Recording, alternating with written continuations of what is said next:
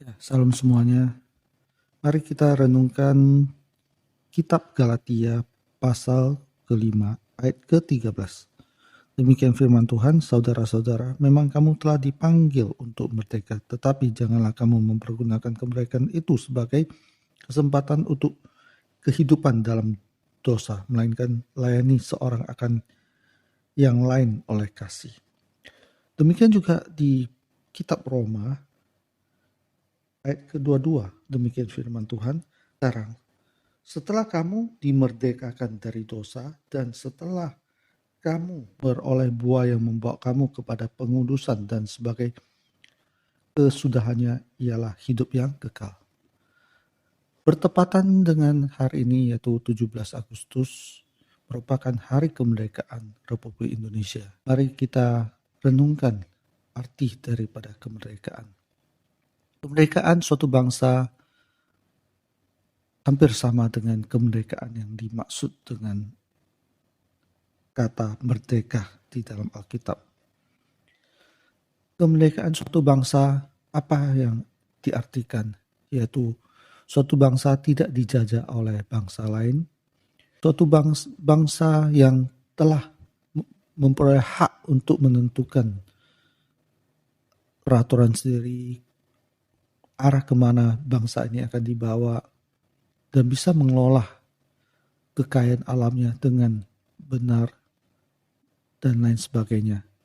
Apabila dijajah, bangsa ini tidak memiliki hak untuk menentukan arah sendiri dan banyak sekali sumber alam yang bisa dinikmati oleh penduduk atau masyarakat atau warga negara tersebut telah dirampas.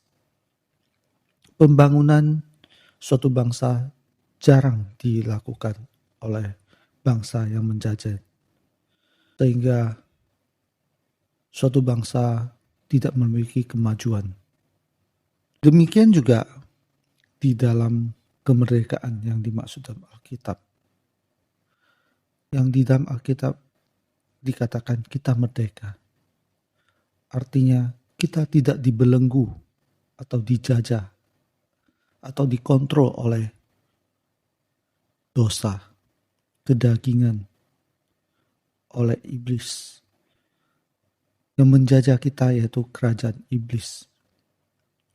Kerajaan iblis tidak membangun masa depan kita, tidak membangun kepentingan kita, hanya memperalat kita untuk kepentingan kerajaan iblis. Setelah merdeka, apa yang terjadi di dalam suatu negara yang merdeka, yaitu dia bisa menentukan undang-undang sendiri, aturan sendiri, bisa mempergunakan sumber alam dengan baik untuk kebaikan warga negaranya, penduduknya.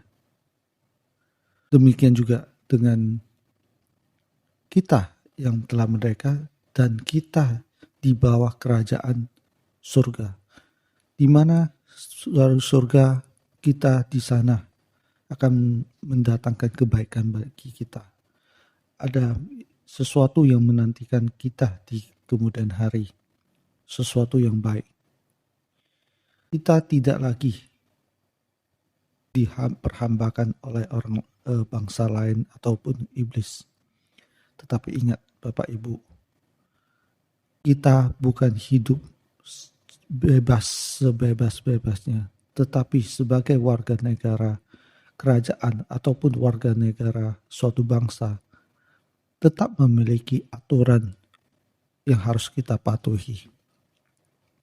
Peraturan yang mendatangkan kerukunan, peraturan yang mendatangkan kebaikan, peraturan yang mendatangkan kedisiplinan, semua itu diatur oleh suatu bangsa. Demikian juga kita hidup di dalam kerajaan Allah. Kita memang merdeka, tetapi bukan sepenuhnya kita boleh hidup sesuka hati. Tetapi kita harus hidup sesuai aturan daripada kerajaan Allah. ada aturan yang harus kita patuhi. Secara sederhana, yaitu kita harus patuhi roh kita, Roh Kudus yang menuntun kita semua. Segala hukum, segala aturan, segala cara hidup kita dituntun oleh Roh Kudus. Dan Alkitab yang menuntun kita di dalam jalan dan kebenaran. Demikian firman Tuhan. Salam.